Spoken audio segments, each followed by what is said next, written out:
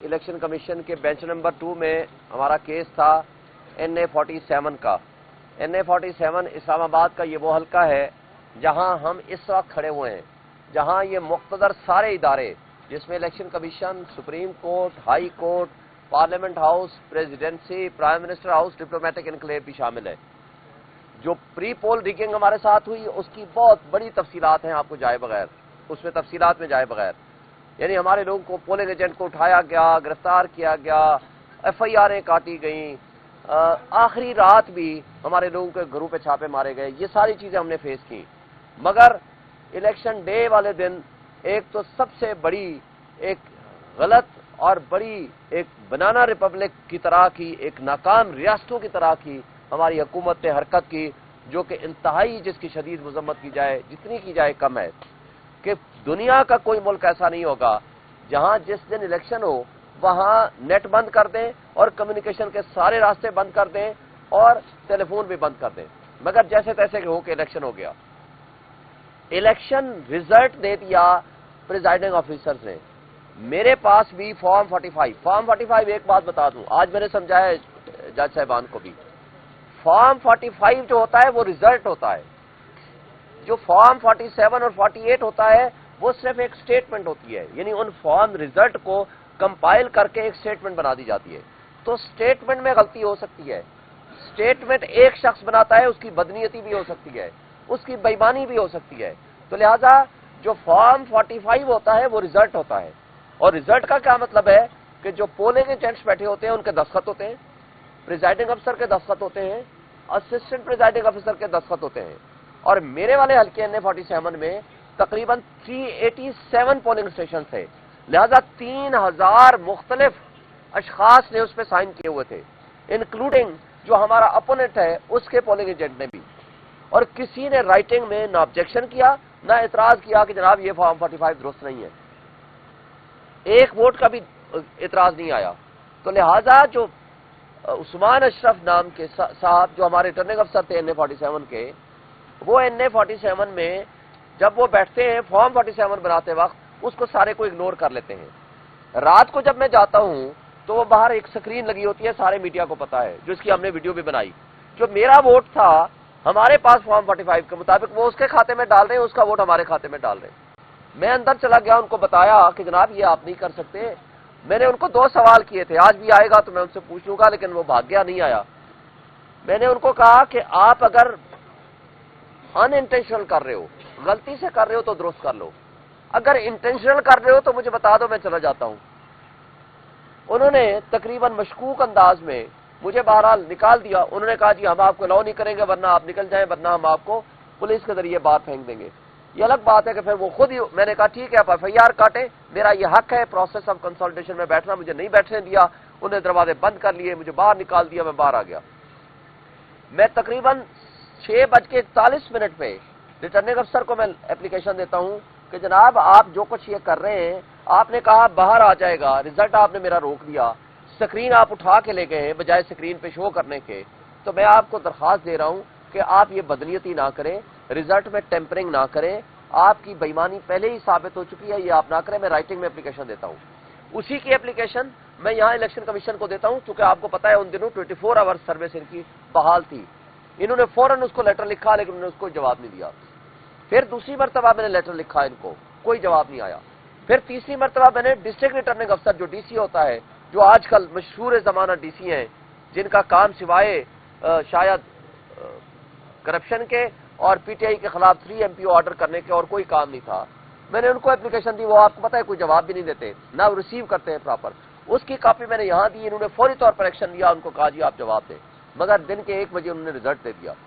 پھر فارم 47 2 بنائے ہوئے ہیں، ایک 9 کو ایک 10 کو، اور دونوں مختلف ہیں، دونوں میں ووٹ مختلف ہیں ہر کینڈیڈیٹ کے۔ 34 کینڈیڈیٹ ہیں جس میں سوائے ایک کے 33 کینڈیڈیٹس کے اس میں ووٹ مختلف ہیں۔ وہ سارا رزلٹ میں نے ان کو سارا ریکارڈ دے دیا۔ پھر کیا کرتے ہیں کہ اگلے دن 11 تاریخ کو یہ ہوتا ہے جناب، کنسولیڈیشن کے لیے نوٹس آتا ہے فارم 48 بنانے کے لیے۔ میں یہاں 10 کو پٹیشن کرتا ہوں، 11 کو الیکشن کمیشن روک دیتا ہے پروسیس آف کنسولیڈیشن کو۔ ہم 11:30 بجے یہاں صبح ہم 11:30 بجے وہاں چلے جاتے ہیں RO کے پاس، ریٹرننگ افسر مجھے لکھ کے دیتا ہے کہ further consolidation process is postpone. جب وہ لکھ کے دیتا ہے وہ باہر پیسٹ کرتا ہے، باہر لگاتا ہے، اور اندر جب ہم جاتے ہیں تو تمام جو ہمارے تھے کینڈیڈیٹس اور ان کے نمائندے وہ اندر موجود ہیں، طارق فضل سمیت. وہ ہمیں لکھ کے دیتا ہے، ان کو بھی دیتا ہے، ہمیں بھی دیتا ہے. بعد میں کیا کرتا ہے جناب، جب ہم چلے جاتے ہیں تو گھنٹے بعد طارق فضل کو بلاتا ہے، وہ سارا ریکارڈ ٹیمپر کرتا ہے. جب ہمیں پتہ چلتا ہے ہم جاتے ہیں تو ہمیں اندر جانے کی اجازت نہیں ہوتی، بلکہ ہم جب واپس جانے لگتے ہیں تو ہماری گاڑیوں پہ ان کے غنڈے طارق فضل کے حملہ کر دیتے ہیں. اس کی ہم نے FIR کٹانے کی درخواست دی، لیکن گول مول FIR کٹی. ہماری گاڑیوں وکلا کے گاڑیوں کے شیشے توڑ دیے، کیونکہ غنڈہ گردی ان کا مقصد ہے اور کچھ ہے ہی نہیں. تو یہاں جب آئے تو یہ ریٹرننگ افسر نے کیا کہا، ہاں جی میں نے لکھ کے تو دیا تھا، لیکن چونکہ میرے پاس 2 وکیل آئے تھے، ایک میں اور میرے ساتھ ایک بندہ، انہوں نے ہمیں تھریٹ کیا کہ اگر یہ نہیں کرو گے، یہ لکھ کے نہیں دو گے تو جناب ہم تو law and order situation create کر دیں گے.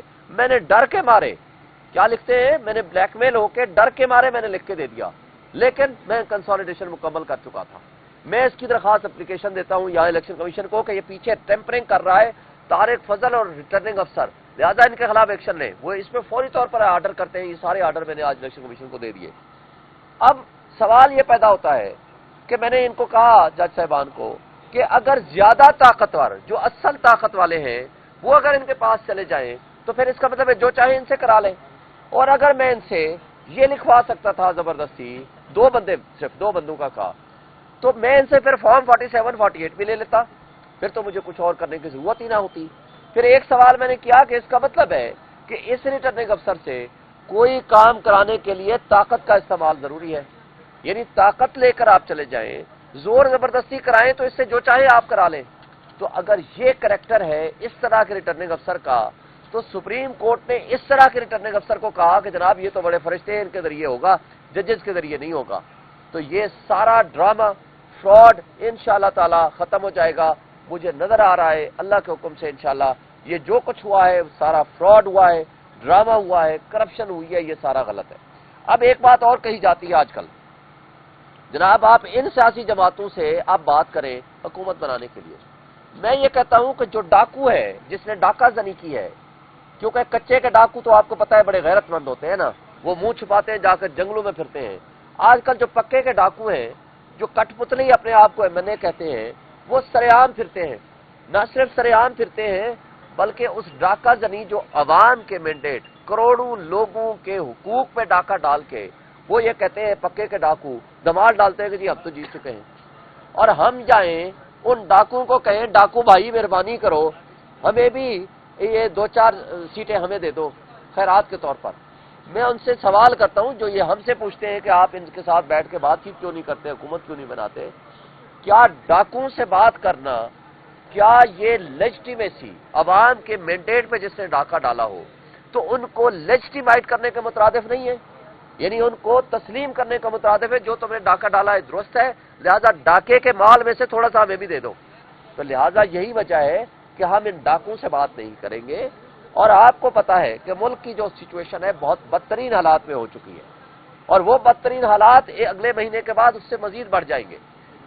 IMF سے جب ہمارے مذاکرات ہوئے تھے، عمران خان کے ساتھ مذاکرات ہوئے تھے، کل ہماری میٹنگ ہوئی ہے خان صاحب کے ساتھ، انہوں نے اس کا تذکرہ کیا کہ ہم نے مذاکرات میں یہ شرط رکھی تھی کہ ہم اس کو سپورٹ کریں گے، مگر اس کے لیے ضروری ہے فری اینڈ فیئر الیکشن ہو. چونکہ فری اینڈ فیئر الیکشن ہوگی، اسٹرانگ ڈیموکریٹک گورنمنٹ ہوگی جس کو پبلک سپورٹ ہوگی، وہ آ کے درست فیصلے کرے گی. وہ یہ جو $18 بلین سالانہ، آپ کو ایک بات پتا ہونی چاہیے، $18 بلین سالانہ یہ اشرافیہ جس کو بدماشیہ کہیں تو وہ درست ہوگا، وہ مفت برات لے رہا ہے.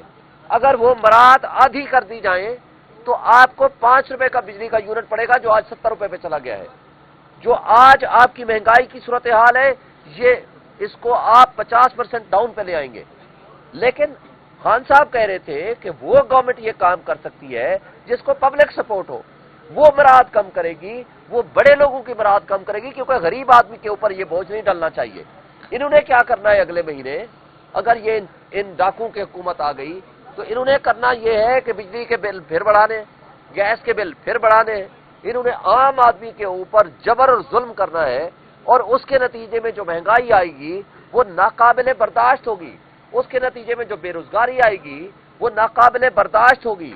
تو لہذا اس طرح کے نیگوسیشنز کو ہم سپورٹ نہیں کریں گے. ہم سپورٹ کریں گے جو اشرافیہ کی برآمد کم کرے. ہم یہ کہتے ہیں کہ اس کے لیے ضروری ہے کہ جس کا جو حق ہے اس کو حق حکمرانی ملنا چاہیے. یہ چونکہ پبلک سپورٹ کے بغیر نہ ان میں کیپیسٹی ہے، نہ ان کی بات کوئی عوام مانے گی، نہ ان میں یہ ایک کمپٹنس ہوگی کہ ایسے وہ فیصلے کر سکے. تو لہذا یہ ضروری ہے ملک کے حالات کو بہتر کرنے کے لیے آج بھی وقت ہے کہ لوگوں کے اوپر جو آگے ظلم اور جبر آنے والا ہے اس سے بہتر ہے کہ آج ری تھنک کریں اور سوچیں اور جس کا جو حق ہے اس کو مینڈیٹ دیں تاکہ ایک اسٹرانگ ڈیموکریٹک گورنمنٹ آئے. یہ لولی لنگڑی حکومتیں جو پی ڈی ایم 1 کی صورت ہم دیکھ چکے ہیں. پی ڈی ایم 1 نے جو ظلم ڈھائے ہیں پی ڈی ایم 2 اس سے 10 گنا زیادہ ظلم ڈھائے گی. تو اس لیے آج بھی وقت ہے کہ اس سے پہلے کہ افراتفری، بد عہدی اور بد دلی اور مایوسی پھیلے اور لوگوں کے اوپر مزید ظلم ہو، ہم وقت سے پہلے کہہ رہے ہیں کہ ہمارے حقوق پہ جو ڈاکہ ڈالا ہے وہ واپس کرو تاکہ ایک لیجٹیمیٹ گورنمنٹ بنے. آج تو پوری دنیا چیخ اٹھی ہے، پوری دنیا، صرف یہ نہیں ہے کہ پوری دنیا کا میڈیا، نیشنل میڈیا نے تو اٹھایا ہی اٹھایا اس کو، پوری دنیا چیخ اٹھی ہے کہ یہ لیجٹیمیٹ نہیں ہے، انہوں نے ڈاکہ زنی کے ذریعے سیٹیں چھینی ہیں، جو کچھ ہو رہا ہے وہ غلط ہے. اور ہم آپ سے اور ان موجودہ جو لوگ بیٹھے ہیں ان سے توقع رکھتے ہیں کہ وہ اپنی غلطیوں کو نہ دہرائیں اور حق سچ کا ساتھ دیں، اور انشاءاللہ تعالی ہماری democratic elected government, strong democratic government آئے گی تو لوگوں کے مسائل حل کرے گی. سر، آپ نے نتائج چیلنج کیے، تمام تر ثبوتوں کے ساتھ آپ آج پیش ہوئے. الیکشن کمیشن کی باڈی لینگویج آپ کے ساتھ کیا تھی، اور اگر آپ کو انصاف نہیں ملتا تو آپ کا اگلا لایا کیا ہوگا؟ ہمیں امید ہے کہ ہمیں انصاف ملے گا، اس لیے کہ فارم 45 جو صرف میرے ساتھ نہیں، میرے ساتھ یہ حافظ خاور اخلاص صاحب ٹی ایل پی کے کھڑے ہیں، ان کے پاس بھی وہی ہے. مصطفیٰ نواز کھوکر کے بتائے ان کے بھی وہی ہیں. ہم نے ان کو جماعت اسلامی کے بتایا ان کے پاس بھی وہی ہے. ہم نے طارق فضل کو کہا تو لے آنا، آپ نے سوال کیا تھا ابھی نکلے گا ان سے پوچھ لینا، آپ اپنے فارم 45 لے آؤ تاکہ کمپیریزن ہو جائے. ہم نے تو اپنا پورا بک بنا کے دے دی ہے لیکن ان کے پاس کوئی ایسی چیز ثبوت نہیں ہے. ہم امید رکھتے ہیں کہ انشاءاللہ انصاف ہوگا. حافظ صاحب عبدالآباد. سر، آج طارق فضل چودھری صاحب سے میں نے سوال کیا، انہوں نے کہا کہ آپ پریس کانفرنس بلوا لیں، ہم بھی 45 لے آتے ہیں اور وہ بھی لے آئیں گے، سچ جو بھی. میں نے آپ کو دے دیے، سب کے پاس ہے، میں آپ کو دوبارہ بھیج دیتا ہوں، ان کو کہو آپ کو بھیج دیں. میرے پاس بک کی صورت میں بھی ہے، بائنڈنگ میں بھی ہے، اسکین کاپی بھی ہے، ان کو کہو آ جائیں.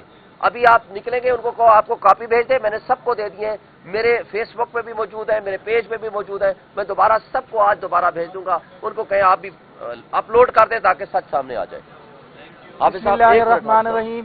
میں تحریک لبیک پاکستان کی طرف سے آج یہاں کھڑا ہوں اور الحمدللہ ہم جس طرح قائد محترم نے کہا تھا حافظ سعد حسین رضوی صاحب نے کہ آپ جہاں جس حلقے میں بھی مینڈیٹ چوری ہوا ہے اس حلقے میں جو ہے وہ سارے فارم 45 ان کو پیش کر دیں.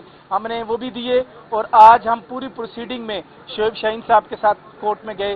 انشاءاللہ ہمیں پورا یقین ہے ان کے حلقے سمیت جو ہمارے 15-20 حلقے ہیں تحریک لبیک کے، ان پہ بھی انشاءاللہ جو ہے پازیٹیو فیصلہ آئے گا. اور یہ جو عوام کا مینڈیٹ ہے اس میں کسی کو بھی یہ نہیں کرنا چاہیے اس طرح ڈاکہ زنی اور اس طرح کہ ہم سارے کینڈیڈیٹ ایک طرف کھڑے ہیں. اس میں کوئی ایسا کینڈیڈیٹ نہیں ہے جو دوسری طرف کھڑا ہو. سارے کینڈیڈیٹ جو ہے گٹھے مل کر ہم کہہ رہے ہیں کہ ہمارے فارم 45 چیک کر لیے جائیں، ہمارا رزلٹ دیکھ لیا جائے، اس کے مطابق شعیب شاہین صاحب پہلے نمبر پہ تھے اور اس مینڈیٹ کو تسلیم کیا جائے. انشاءاللہ امید ہے کہ پاکستانی عدلیہ جو ہے جو جن کے کورٹ میں ہم پیش ہوئے تھے انشاءاللہ وہ بہتر فیصلہ کریں گے اور بہت جلد جو ہے NA 47 کی عوام کو خوشخبری کی نوید سنائی جائے گی. اگر آپ کے خلاف آتا تو وہ قبول کریں گے؟ ہم کیوں کریں گے؟ ہمارے خلاف آیا تو ہم آگے چیلنج کریں گے، لیکن بات یہ ہے کہ ہم نے سارا ثبوت دے دیا ہے. ہمیں 100% یقین ہے کہ انشاءاللہ ہمیں انصاف ملے گا.